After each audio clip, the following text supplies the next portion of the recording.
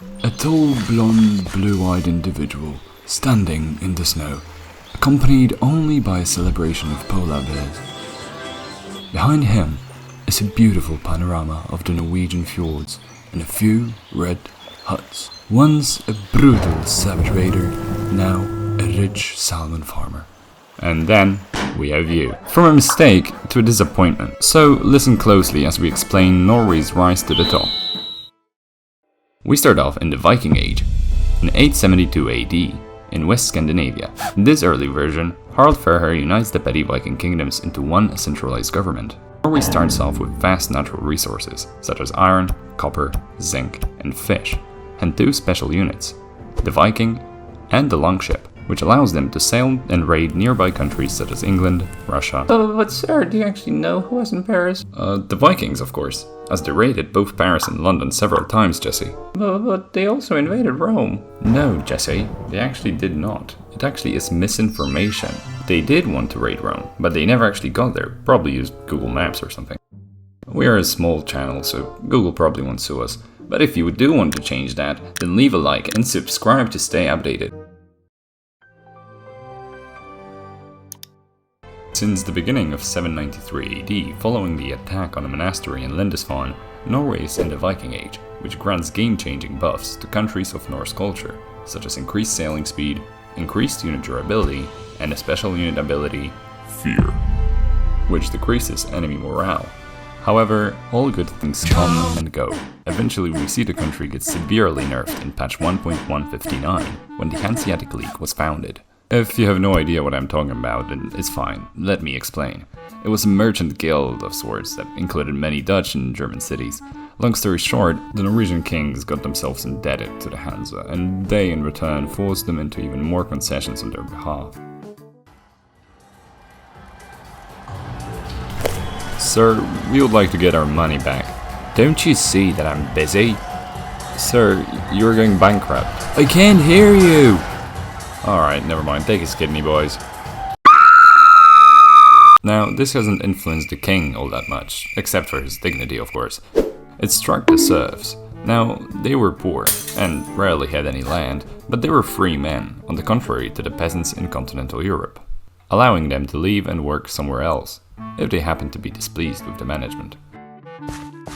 Since 1397, a lot of things began to change in Norway. In that year, after the death of its king, it was united with Denmark under a personal union.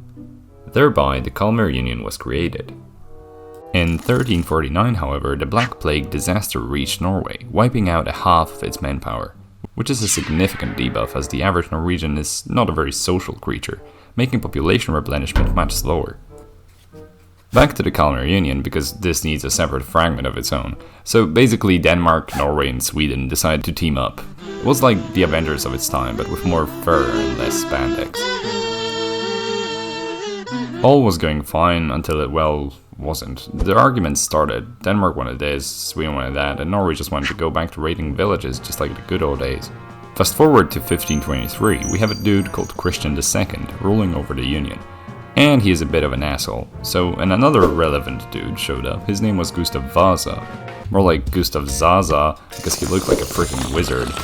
Well, he took control over Sweden and figured out that their unholy, non-consensual hate triangle that they were having wasn't working out, so he rebelled and left the Union. Definitely no Stockholm Syndrome going on. You get it, because Stockholm is the capital of Sweden? Ah, never mind. Norway would probably do the same, but they did not really feel like fighting a much stronger nation from whom they exported a lot of grain. And as we all know, food is very important. Nobody knew that better than Charles Domery, about whom we made a video.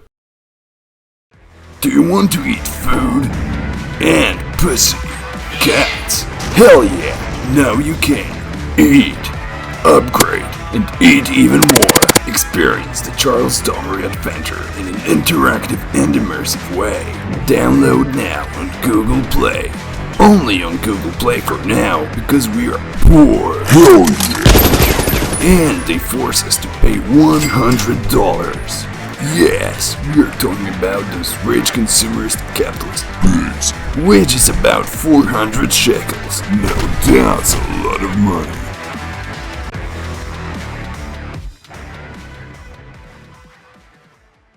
Since Sweden left the Union, Norway and Denmark could be a funny little happy couple and decided to unite into one state of Denmark-Norway. And then they discovered salmon oil, which they used to power their salmon engine. This discovery allowed them to defeat Thanos and, most importantly, defeat the Danes.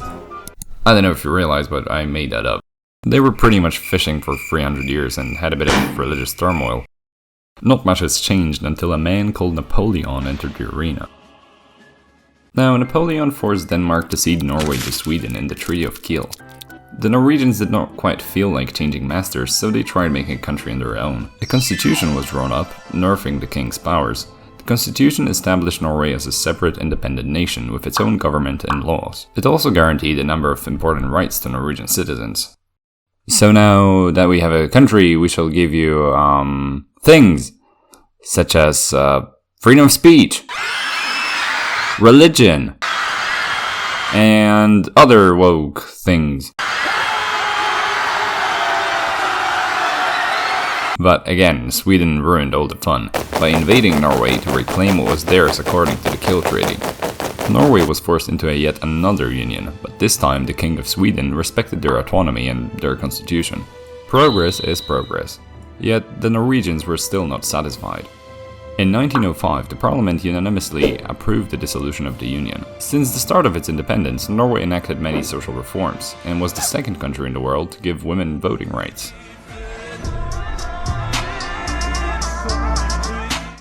Many people think he's great, but you know what is really great? World War I, literally. During the Great War DLC, Norway managed to stay neutral in the conflict, but it still affected the country in many ways. Its imports of various essential goods, such as food, was more difficult due to the obvious disruption of global trade, but it was nothing compared to what was about to come. During the sequel of the Great War, commonly known as World War II, or the ultimate hold my beer moment, Norway tried staying neutral, but this time nobody really cared. Germans invaded the country in 1940 and occupied it until the end of the war.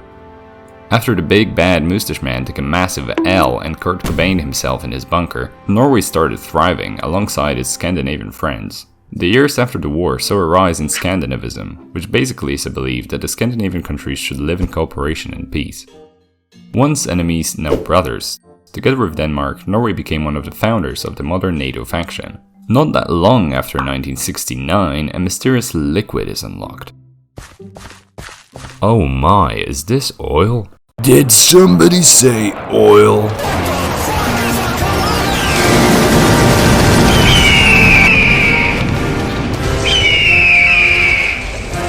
And not just a little oil.